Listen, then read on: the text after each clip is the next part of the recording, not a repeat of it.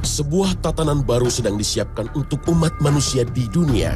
Sebuah tatanan yang akan kita anut dengan satu persamaan hak, tunduk pada logika, janji nilai kemanusiaan, dan keterbukaan informasi tanpa batas. Pada saat itu, manusia akan mandiri seutuhnya. Nasib akan bisa ditentukan sendiri, seolah Tuhan tidak lagi diperlukan. Surga dan neraka menjadi cerita dongeng. Pada saat itu, agama tidak lagi relevan dengan kehidupan manusia. Sebuah pemikiran akan kemandirian manusia tanpa campur tangan Tuhan yang digagas oleh kelompok bernama Illuminati. Air, udara, tanah, dan api menjadi elemen simbol kelompok ini dengan segitiga dan mata tunggal di tengah sebagai logonya. Sebuah visualisasi yang mengingatkan kita akan satu ciri makhluk akhir zaman bernama Dajjal.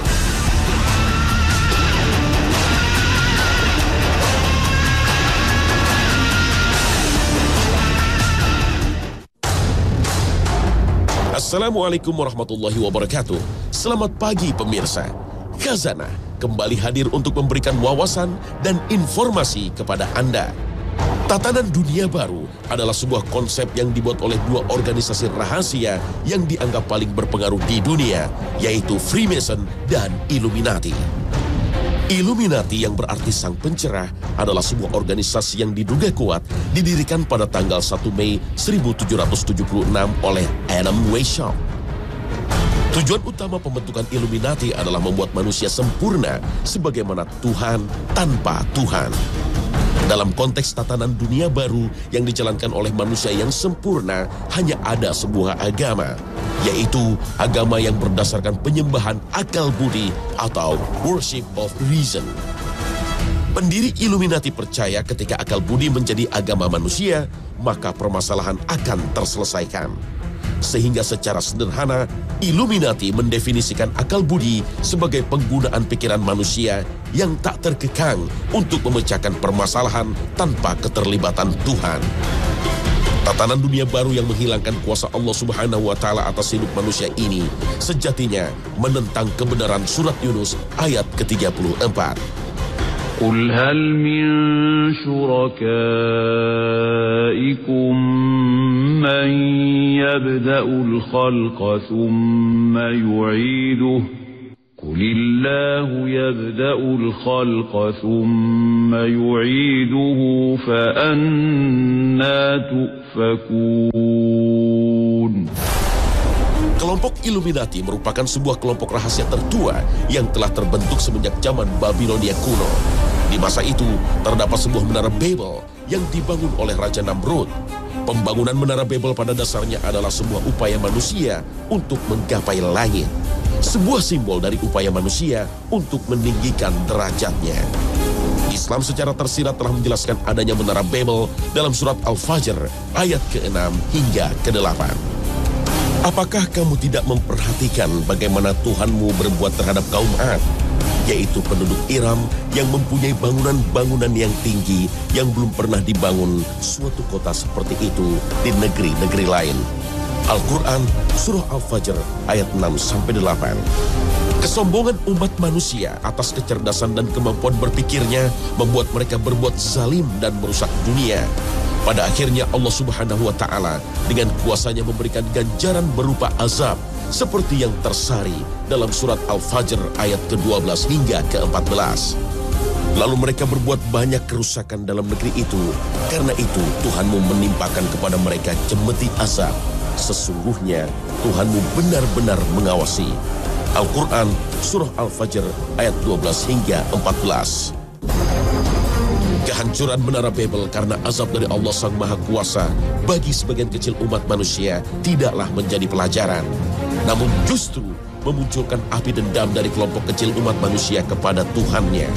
Kelompok kecil inilah yang pada akhirnya menjadi akar dari gerakan Illuminati. Illuminati dengan segala rencana dan agendanya berusaha membalaskan dendamnya kepada Allah Subhanahu wa Ta'ala sehingga tak ayal berkelakuan sebagai sekelompok orang pemuja setan. Agenda Illuminati pada akhirnya di abad ke-18 semakin nyata seiring terciptanya konsep tatanan dunia baru, New World Order. Salah satu agen Illuminati sesuai dengan buku tulisan Henry Mackau adalah Amschel Meyer Rothschild. Di tahun 1773, Rothschild yang merupakan seorang Yahudi Ortodoks mengadakan pertemuan dengan 12 bankir terkemuka. Salah satu cara Illuminati menguasai dunia adalah dengan menggunakan dominasi ekonomi. Cara-cara Illuminati mewujudkan tujuan besarnya adalah merancang bencana-bencana besar ekonomi seperti yang terjadi di tahun 1933 di Amerika Serikat. Guncangan ekonomi yang dikenal dengan istilah Great Depression tersebut adalah bencana ekonomi karena kehancuran pasar modal. Di abad ke-21, bencana ekonomi muncul kembali seiring dengan krisis ekonomi di Yunani yang menjalar ke negara-negara Eropa termasuk Spanyol dan Italia. Bencana ekonomi di Amerika Serikat kembali mencuat seiring dengan terpilihnya Barack Obama menjadi Presiden Negeri Paman Sam yang ke-44. Dan ternyata skema Ponzi yang dirancang oleh para bankir Yahudi meluluhkan sendi-sendi perekonomian sang negeri adidaya. Penguasaan para agen Illuminati atas perekonomian dunia sesuai analisis Henry Mackau pada akhirnya mulai menampakkan dirinya. Bahwa menguasai negara atau bangsa cukup dengan menguasai ekonominya. Dengan menguasai uang, maka kekuasaan atas pemerintah dan segala aturannya menjadi mutlak. Bentuk nyata dikdayanya ekonomi terhadap kedaulatan sebuah bangsa adalah belitan hutang dari sebuah negara, termasuk negeri yang kita cintai, Indonesia. Hingga tahun anggaran 2012, Indonesia harus menanggung hutang hingga mendekati angka 2.000 triliun rupiah. Dan hingga saat ini, anggaran pendapatan dan belanja negara APBN masih mencatatkan angka defisit hingga lebih dari 150 triliun per tahunnya, yang memaksa para pengelola keuangan negara terus-menerus mengeluarkan surat hutang negara. Akankah sebuah negara mampu berdaulat dan melindungi serta mensejahterakan rakyatnya jika senantiasa dibelit hutang? Dan mengapa Indonesia harus menanggung hutang yang demikian besar? Tak lain adalah dana yang harus dikeluarkan oleh negara untuk melindungi sektor perbankan ketika krisis di tahun 1997 hingga 1998. Sekali lagi inilah bukti nyata betapa sektor ekonomi memiliki peran vital dalam keberlangsungan sebuah negara, terlebih di negara kita yang merupakan negara dengan penduduk muslim terbesar di dunia.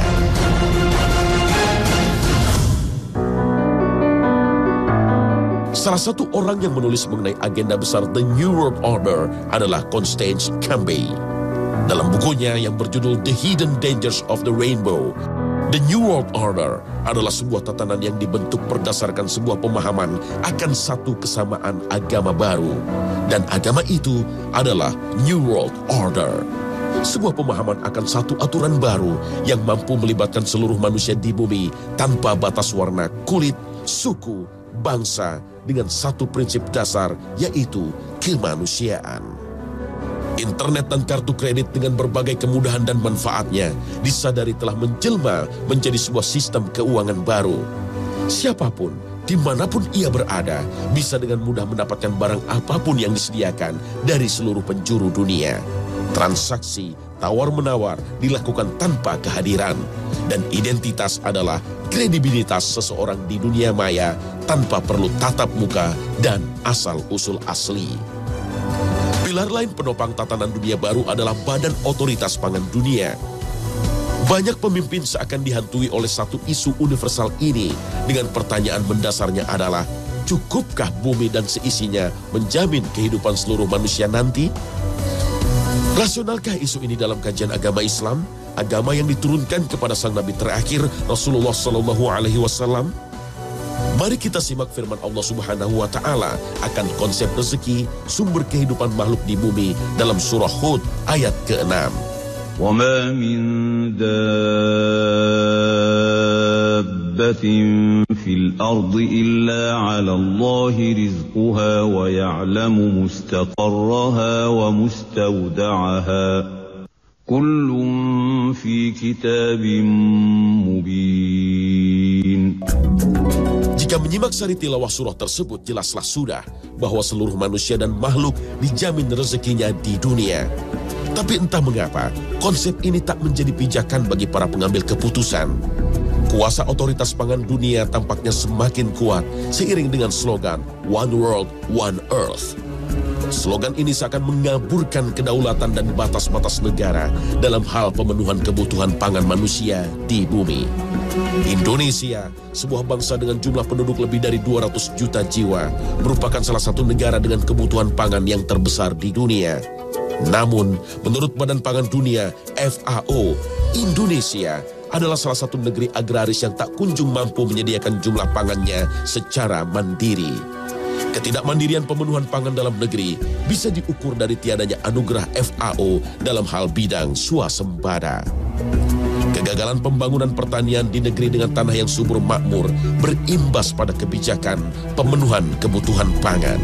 Dan ternyata kekuatan dunia seakan mendominasi seiring dengan kebijakan pemerintah saat ini untuk beternak sapi di tanah Australia. Kebijakan pemerintah ini seakan mengaburkan identitas bangsa kita. Benarkah 230 juta jiwa manusia Indonesia tak lagi mampu beternak sapi di negerinya sendiri? Dan ternyata tanah Australia di masa depan nanti tak hanya menjadi lahan beternak sapi-sapi Indonesia.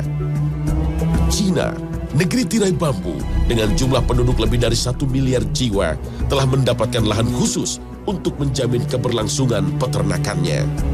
Prinsip One World, One Earth inilah yang menjelaskan semakin dekatnya kita pada era tatanan dunia baru. Karena pilar selanjutnya dalam pembangunan The New World Order adalah sebuah pemerintahan dunia yang berkuasa penuh atas seluruh penduduk bumi. Di masa depan nanti, ada sebuah bentuk pemerintahan yang maha kuasa, sehingga semua harus tunduk dalam sebuah undang-undang universal. Peraturan tata kehidupan yang berlaku tersebut akan meleburkan batas teritori kedaulatan bangsa dan negara. Dan sekali lagi, kita harus membuka mata bahwa peradaban dunia semakin mendekat ke arah sana. Simak saja kuasa Dewan Keamanan Persatuan Bangsa-Bangsa. Dalam sebuah forum yang beranggotakan 5 anggota tetap dan 10 anggota tidak tetap itu, seluruh dunia seakan tunduk terhadap sebuah peraturan baku. Negara yang dianggap sebagai musuh bersama akan mendapat sanksi tegas, dan biasanya dalam bentuk embargo dan terjunnya pasukan perdamaian yang seringkali berujung pada tergulingnya pemerintahan. Indonesia bukanlah sebuah negara yang tak pernah lepas dari pengaruh kuasa Dewan Keamanan. Banyak sekali alat dan sistem pertahanan utama negeri ini yang harus teronggok dan terbengkalai karena embargo Amerika Serikat akibat kasus disintegrasi Timur Timur di penghujung era 90-an. Peraturan universal tak hanya dalam bentuk sistem pertahanan dan keamanan dunia. Perdagangan antar bangsa seakan dikendalikan oleh sebuah pasar besar yang dikelola oleh World Trade Organization, WTO. Lembaga yang juga berafiliasi dengan PBB ini memiliki kuku yang tajam dan kuat dalam mengatur perdagangan antar negara. Sebuah negara seakan tak memiliki kuasa penuh dalam hal menjual dan membeli barang dan komoditi.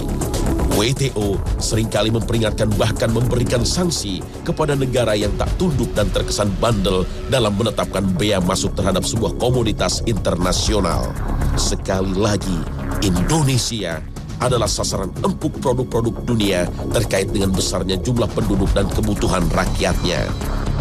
Di negeri yang membentang dari Sabang sampai Merauke ini, produk impor seakan mendominasi pasar barang dan jasa, mulai pakaian, sepatu, buah, gula, hingga beras. Jika pemerintah nekat membatasi peredaran barang-barang impor, maka bersiaplah seluruh komponen bangsa menghadapi sidang WTO. WTO juga menjadi momok bagi pelaku usaha lokal seiring komandonya untuk menerapkan sistem perdagangan bebas. Inikah bentuk-bentuk semakin nyatanya pembangunan pilar penopang tatanan dunia baru, The New World Order?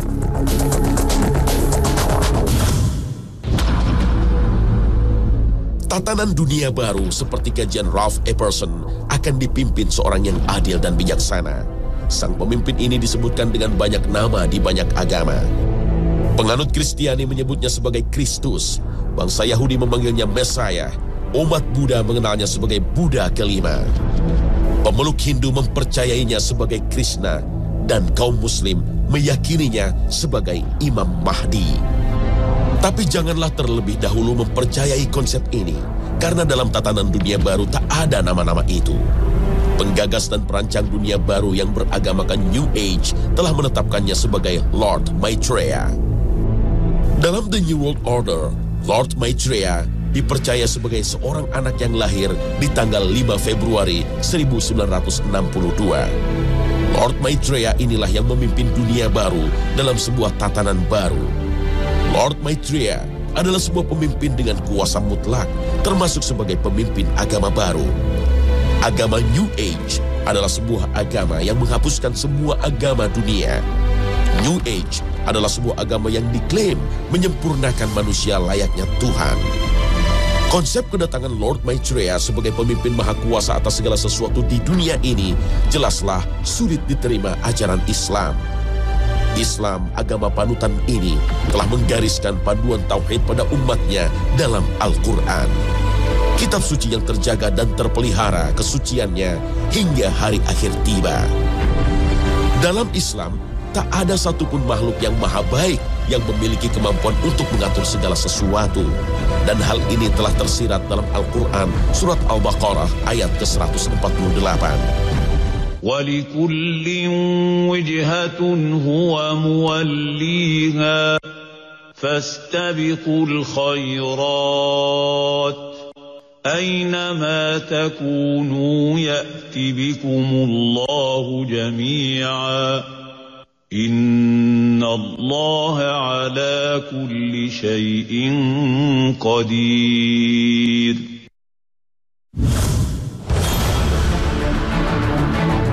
Imam Mahdi, seperti disebut dalam beberapa hadis Rasulullah SAW, disebutkan akan muncul di akhir zaman untuk membawa seluruh manusia kembali Islam. Bila tidak tersisa dari dunia kecuali satu hari, tentu Allah akan panjangkan hari tersebut, sehingga Allah utus padanya seorang lelaki dariku atau dari keluargaku. Namanya seperti namaku dan nama ayahnya seperti nama ayahku. Ia memenuhi bumi dengan keadilan, sebagaimana sebelumnya telah dipenuhi dengan kezaliman dan keculasan. Hadis riwayat Abu Dawud. Selama masa kepemimpinan Imam Mahdi, maka kaum muslimin akan hidup dengan bertabur nikmat dan rezeki dari Allah Subhanahu wa Ta'ala. Munculnya Imam Mahdi akan membawa sebuah keadilan seperti yang disabdakan oleh Rasulullah SAW, memenuhi bumi dengan keadilan sebagaimana sebelumnya dipenuhi kezaliman. Kedatangan Imam Mahdi pada dasarnya akan mempersatukan kaum muslimin yang terpecah dan berkelompok-kelompok.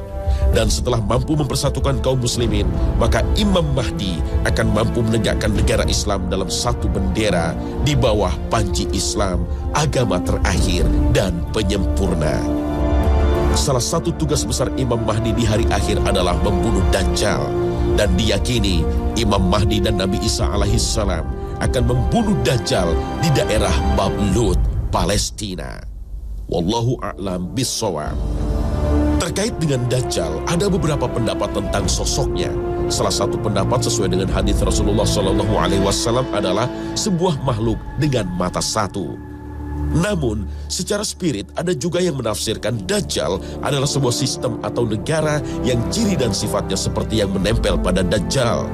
Beberapa pendapat tersebut mengarah kepada Amerika Serikat. Salah satunya terdapat dalam lambang negara Amerika Serikat di bagian belakang. Terdapat sebuah kalimat dalam bahasa Latin yang berbunyi Novus Ordo Seclorum. Dan jika diartikan, kalimat Latin tersebut berbunyi tatanan dunia baru, The New World Order. Bukti mengarah semakin kuat ketika terdapat sebuah simbol sebuah mata yang terletak dalam sebuah piramida terputus. Piramida terkait dengan Mesir dan Lord Maitreya sejatinya merupakan anak dewa matahari yang dikenal di peradaban Mesir kuno. Akhirnya, benarkah Dajjal adalah Lord Maitreya? Seorang pemimpin yang nantinya merupakan musuh yang akan dibunuh oleh Imam Mahdi? Wallahu a'lam bissawab.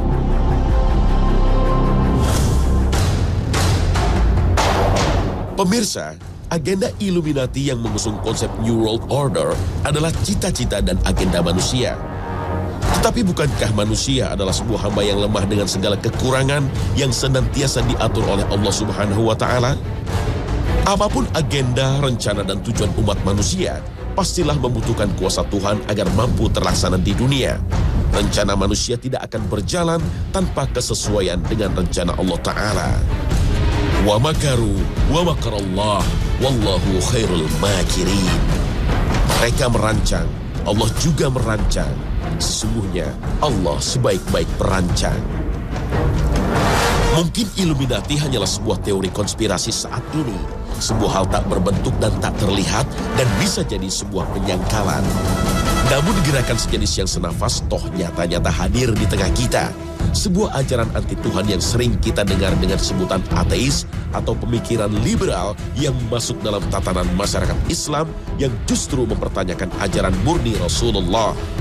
Keputusasaan manusia lemah iman adalah target termudah dari ajaran Illuminati ini. Karena Allah dikatakan tidak berpihak kepada yang lemah dan miskin, dan menciptakan perbedaan serta ketidakadilan lewat garis rezeki, jodoh, dan kematian. Itulah sebuah bukti tanda akhir zaman, dan hanya kepada Allah kita mendekatkan diri.